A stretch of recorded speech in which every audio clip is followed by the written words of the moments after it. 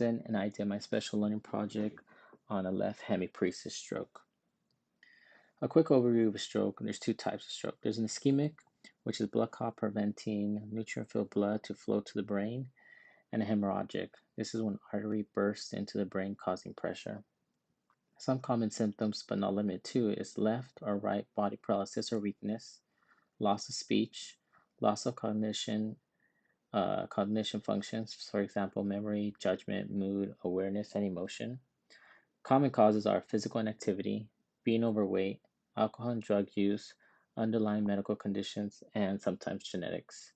And here's a picture kind of show you the two types.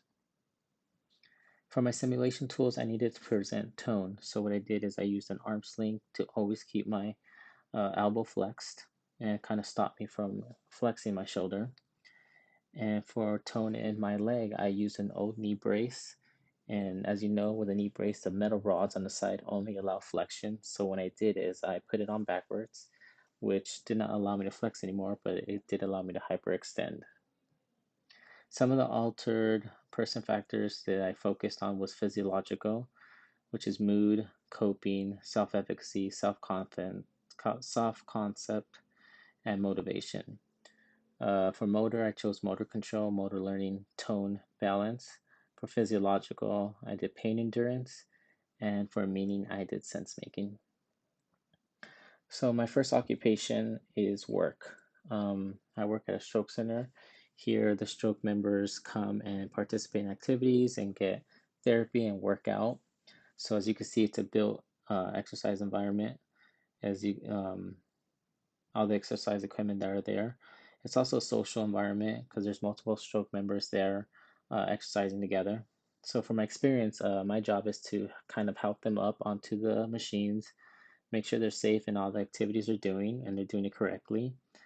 As you can see, Eddie there was going onto the treadmill and I was assisting him.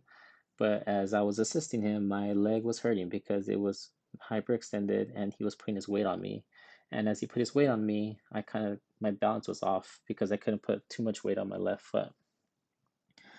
The reason I chose this work was because they kind of enjoyed me kind of simulating what they go through, and they were able to put their input on what I was doing and how to correct my form and how I actually felt. So for my person factors, self-efficacy for sure, because I can no longer be someone they can rely on. So my abilities were low, and also pain endurance. My leg was hurting a lot when they would put their weight on me, and it was not fun. So my second occupation was driving. Driving is huge. I drive to work, store, friends, family, work, school. I don't know if I mentioned that already. Work, school again. I'll say it again. Um, I know it's dangerous to drive, so what I did is I did not use an arm sling or knee brace in case I needed to use my extremities, and I kind of just went up and down the block when there's no cars around. The environment is built, as you can see, there's cars, streets, stoplights, and other cars. So what I did is I only drove my right hand, and I think turning and using your turn signals was the hardest thing to do. I kind of had to like slide my right hand over the steering wheel to the left side and kind of like flick the turn signals. And also when I turned, I kind of had to do the exact same thing in order to have that full range of motion to turn. Person factors that were affected here was definitely coping. Just trying to imagine what it would be like not to drive. I would not know how to cope with that. I don't know how to not drive. So by me not being able to cope with that, I think my mood would be definitely affected. I would be angry all the time. I'd be sad. Having to rely on someone else is not. It's not something I don't want. I don't want to think about that. My third occupation was eating. We decided to go out to a restaurant right before quarantine happened. The environment is built, as you can see. There's food, utensils, a restaurant. Also, it's a social thing because there's staff, there's customers. I was there with my girlfriend. For my experience, I chose to eat steak for the sake of using two hands. Um, I could not cut my steak. As you can see, I had to have my girlfriend cut it for me. Um, People were kind of looking at me, but again, it wouldn't have been too bad because they probably thought this guy, poor guy's been in a car accident when they saw me with a knee brace and a arm sling. Here, the person factors that were affected were self concept for sure. I felt like a child. I needed someone to cut my food for me, which is not fun. And feeling like a child, I think that would kind of bring my motivation down. Knowing that I needed someone to help me do something as easy as eating, kind of just brought down my motivation to actually get better. And I could see why many people lose their motivation when dealing with this disability. Occupation four would be household chores. Um, so I told my roommates that I was gonna do I was gonna do the dishes. So as you can see, they generously left that for me.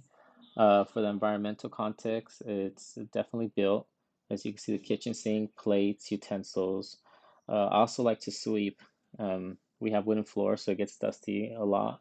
So the broom, uh, from my experience, when sweeping, my leg hurt a lot because I kept standing on it, and when I walk, I had to weight shift, and that didn't feel good.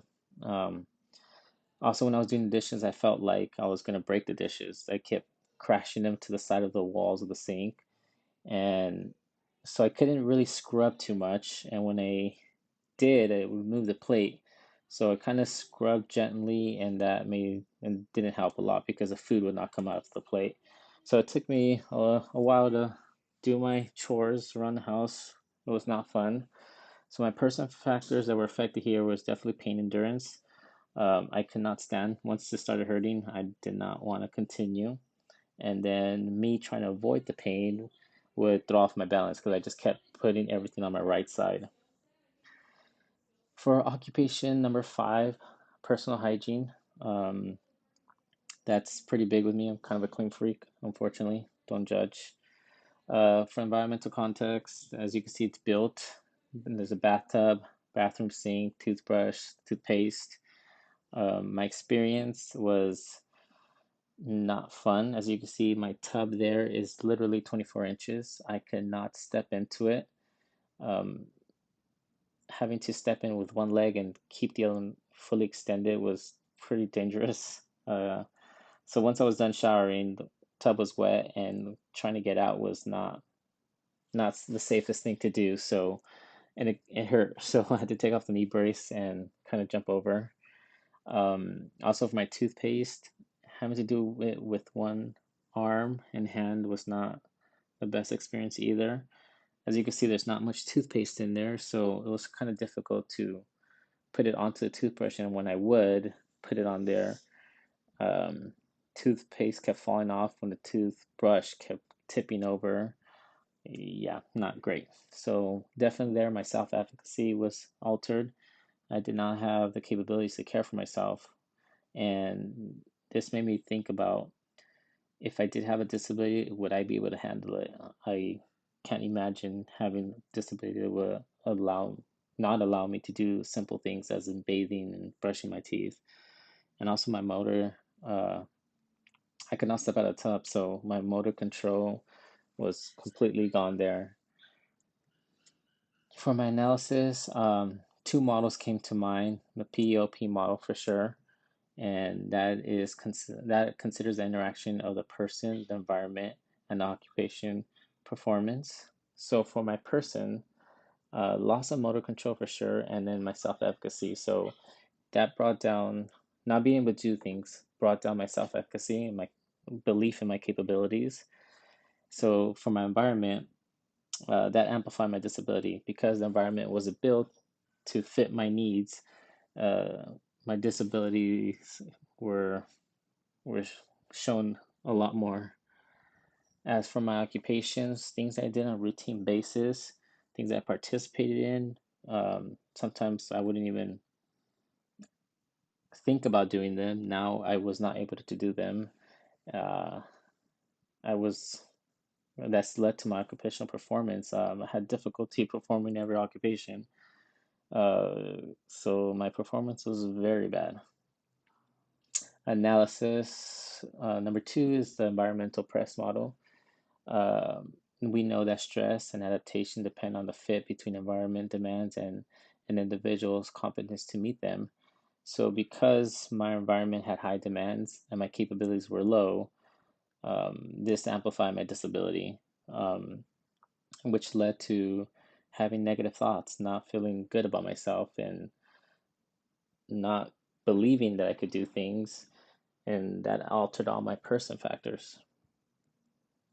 In summary, although I tried to focus on my motor and physiological factors, having experienced the simulation really opened my eyes to many other alterations that could occur. So I know we focus on a certain person factors, but with a disability like this and any other disability, so many factors come into play, and it's hard just to choose a few of them. I gained a new level of empathy for sure for people who suffer these type of disabilities. I need to be mindful of the person as a whole and what they're going through. So, as future OTs, we need to use a holistic approach, but we also need to put ourselves in their shoes to know what they're feeling and to know what they're going through. Overall, this special learning project was fun. It was difficult at times, and I think it really makes us think about our future and our future clients. These are my references, and thank you.